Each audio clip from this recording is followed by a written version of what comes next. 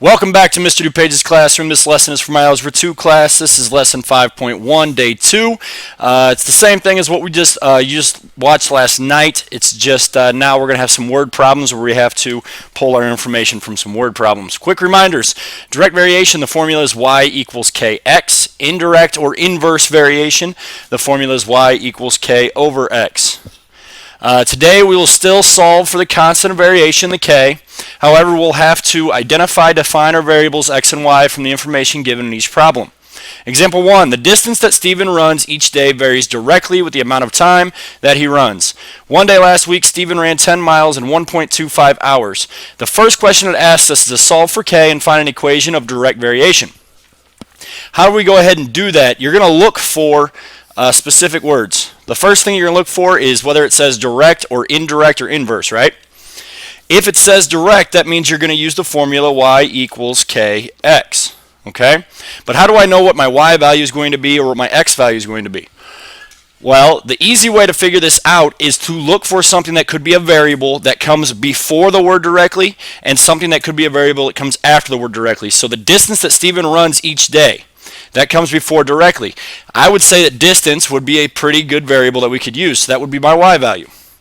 With the amount of time that he runs comes after the word directly. So I would say that time would be our other good variable. That would be our x. So you're going to read that y directly you can think of as your k, and then x would be your x. All right. So what comes before directly is your y. The word directly or inversely would be your k. And then x would be, or the next variable would be your x value. So one day last week, Stephen ran 10 miles in 1.25 hours. So it says the distance is my y value. So 10 miles is my y in 1.25 hours. It says time is my x, so that will be my x. I'm going to solve this just like I did in our last section.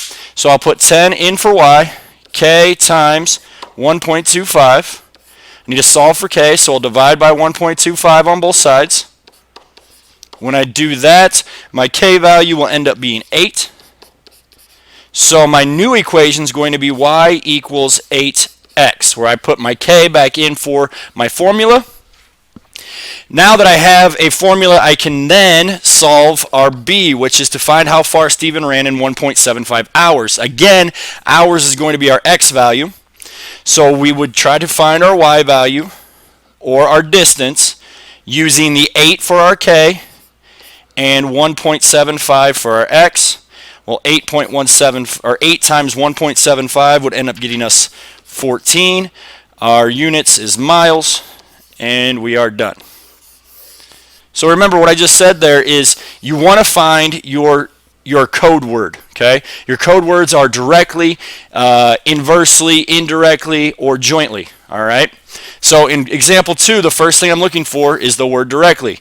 That tells me I'm going to use the formula y equals kx. Now I need to figure out what my y value is. It says the number of chaperones needed for a class field trip. I'm looking for the thing that comes before directly for my y. The number of chaperones, I would say chaperones is going to be my y value. Now I'm going to look for a variable that comes after the word directly as the number of students going on the trip. So my x is going to be my number of students. When 56 students, again, students is my x value, so 56 is going to go in for my x, went on the trip, there were 7 chaperones. Well, 7 then would be my y. Okay? So we need to solve for k and find the equation of direct variation. So my y, according to my first set of information, is 7. That would equal k times 56 is my x. Then I would divide by 56 on both sides. 7 and 56 are both divisible by 7. I'll end up with 1 over 8 will equal my k. Now I need to plug the 1 over 8 in for k in my formula, which is y equals kx. So it would be y equals 1 over 8, that goes in for k, times x. Now we need to find the number of chaperones needed based off of the second bit of information it gives us. How many chaperones are needed if 104 students go on the trip? Well, students again is my x value. So chaperones would be our y, so it'd be y equals, remember that my k is 1 over 8, so I'll put 1 over 8 in for k, times the 104 students, which is my x value. 1 over 8 times 104, my y would be 13 chaperones. If you don't know what a chaperone is, I probably should have said this earlier, but if you don't know what a chaperone is, that's adults that need to go on the trip so that kids don't get in trouble. Okay. Joint variation. Reminder, joint variation is y equals k times x times z. Okay. So the first thing that we want to look at, I don't even care if you read the story problem first or not. The first thing you want to look for is your code word, which is jointly. Jointly tells me I'm going to use y equals k times x times z. To find my y, to find out what is going to be my y, I look for something that could be a variable that comes before the word jointly. Joanna's pay for working overtime. I would say it's going to be her pay. Okay? Then I'm going to look for the next thing that can be a variable with the number of hours. I would say, yeah, that would be my next thing, so that's going to be x. She works, and her hourly rate. Hourly rate can be a number, so I'm going to make that my z. All right, now that I know that my pay is my y value, my number of hours is my x value, and my hourly rate is my z value, I need to find the equation of variation when Joanna's pay is $103.44. It says that her pay is $103.44. My pay is my y value, so I'll put 103.44 in for y. I do not know my k. I got to solve for k. So I'm just going to keep that as k. And the next thing that I come to, the next number, is for working 8 hours. Well, we figured out that x is our hours, so I'm going to put 8 in for x. That is the next thing that I put down. And for an hourly rate of $8.62. $8.62. So I'm going to put that in for hourly rate is my z. So $8.62. Okay, so now I'm going to multiply the 8 and the 862. So I have 103.44 is equal to k times 8 times 8.62 is 68.96. What I'm going to do now is I'm going to go ahead and divide the 103.44 by the 68.96. So I'm dividing 68.96 from both sides. So my k will equal 1.5. Now, I need to write that in my formula, just having the k put in as a number. I'm going to keep y as y equals. The next part that I run into is my k, so it'll be 1.5. The next thing is x. The last thing is z. Okay? So now we need to find the number of hours she worked by using the new information. So what we have just found out is all the pieces of information from here back to the top. The new information is then find the number of hours she worked if she was paid $213.75 when her hourly rate was $9.50. Well, remember, her pay is her y, and the $9.50 is the z. Okay? And I know that my k value is this 1.5. So I know my y is $213.75. That will be equal to 1.5 times x, because I'm looking for the number of hours she worked, times 9.5. Now, that might be confusing to some of you. You could also have written this as 213.75 is equal to 1.5 times 9.5 with the x at the end. What this means is I'm going to multiply the 1.5 times the 9.5, okay? When I multiply those two things together, I end up with 14.25 x. I'm going to divide by the 14.25 on both sides. So my x is going to equal 15 hours. And that is the answer that we were looking for. How many hours did she work? Okay? On to the back. The cost of packing boxes varies inversely with the number of boxes purchased. So the key word that we're looking for is inversely. What was our formula for inversely? Y equals k over x. So we got to look for our y value, it's going to be the variable that comes before the word inversely. So the cost of packing boxes, I'm going to say it's the cost. So that'll be my y. With the number of boxes purchased, remember what comes after the word inversely is going to be my x. So the number of boxes purchased is going to be my x. If it costs 75 cents to pack 20 boxes, now it started giving us information. Cost, 75 cents. Cost is my y, right? So I'm going to put 0.75 in for my y. I'm going to have k over 20 boxes. Number of boxes was my x. So I'm going to put 20 in the denominator. I'm going to multiply both sides by 20. 20 times 0.75 will get me 15 equals K. So my new formula then would be Y equals 15 over X. Okay? Then it asks us how much does it cost to pack 5 boxes. Remember, the number of boxes is my X value. So I do not know my Y. My Y is my cost. So Y would equal, my K is 15. I'm going to put 5 in for X. I'm going to take 15 and divide it by 5. So my Y would equal $3. It would cost $3 in order to pack 5 boxes. I apologize for that little bit of an interruption there. Hopefully you guys can still hear me. All right. Example 5. The time needed to complete a certain race varies inversely. Remember, inversely is our key word. So Y equals K over X. As the numbers average, or the runner's average speed. So time is a good variable. That would be my Y. The runner's average speed would be my X, because again, speed would be a pretty good variable. Okay. If a runner with an average speed, is average speed my X or my Y?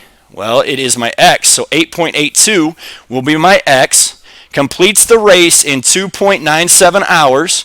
So 2.97 would be my Y. Now I can use that information to find my K.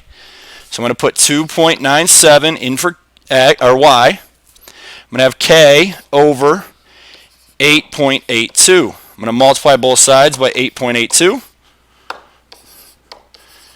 When I multiply 8.82 and 2.97, I end up with 26 point, I think it's 16, and repeating some other numbers, okay? You're going to round that to 1 decimal place, so it'll be 26.2. All right? That will equal my K value. So my new formula would be Y equals 26.2 over X. All right? My new information, what is the average speed of the runner? Average speed would be my X. So I don't know the X. If they finish in 3.5 hours, 3.5 hours would be my Y. So I'm going to go ahead and put 3.5 in for Y. My K is 26.2 over X. Now, this part is tricky. You really need to pay attention here. There's only one way you can work through this, the rest of this problem. I have to multiply by X to start with to get rid of the X's on this side. So this is going to get me 3.5X is equal to 26.2. Okay? Now, then I would divide by the 3.5. So my X would equal 7.49. Now, X was my average speed, so 7.49 miles per hour. Okay? All right? If you have an X in the denominator, you must multiply by X first in order to finish the problem. You cannot do anything else but multiply by that X first. Okay? Now, on to the last few problems here. All we have to do in these problems is determine whether the following represent direct or inverse variation. If the two variables will be going in the same direction at the same time, so as one gets larger, the other gets larger, it will be direct. But if one gets larger and the other gets smaller, then it would be inverse. Okay? So the number of pancakes made. So if I increase the number of pancakes, and the amount of mix used, the amount of pancake mix I would need. So if I increase the number of pancakes that I make, I would also have to increase the amount of mix that I used. So since they both would be increasing at the same time, it is direct. The price of milk and the number of gallons you can buy for $20. So if the price of milk increases, so say it was $2 to start with. I have $20. It's $2 per gallon of milk. I can buy 10 gallons of milk. But if it increases to $4 for each gallon of milk, then I cannot buy as many gallons with the $20. I could only buy 5 gallons of milk. So as the price increases, the number of gallons you can buy would decrease, so that would be inverse. Okay? The outside temperature in the winter and the amount of fuel used to heat a house. This one can be a little tricky. As the temperature outside in the winter drops, is it going to take more fuel to heat your house or less fuel to heat your house? Well, it's going to make your heater work harder, which means that it'll take more fuel. So as the temperature drops, it will increase the amount of fuel, which means that this is also inverse. Finally, a child's age and their height. We're talking about like a 1-year-old to a 5-year-old. Almost every 1-year-old to a 5-year-old on the planet in history has increased as their age increases. So as their age goes up, then their height will go up, which means it is direct variation. Okay? That is the end of the lesson. The most important thing to take away here is, well, first off, you got a little bit of a review about each one of the formulas. The direct, the inverse, and the joint formulas, okay? But the most important thing that you have to be able to do after this lesson is be able to pull out your information, okay? You're going to look for your key word. The key words are directly, inversely, and jointly.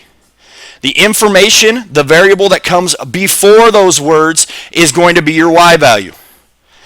The variable that comes next will be your x value. If it's jointly, then the variable that comes last will be your z value. You need to be able to plug those into your formula to solve for your k. Take the new information, plug it back in your new formula that has a k value to solve for whatever is unknown. If you're really struggling with any of this information, please come in and see me. Don't just be confused and say you don't understand. Come in, get some extra help, and we will get you squared away. Otherwise, thank you very much for watching the video, and have a great day.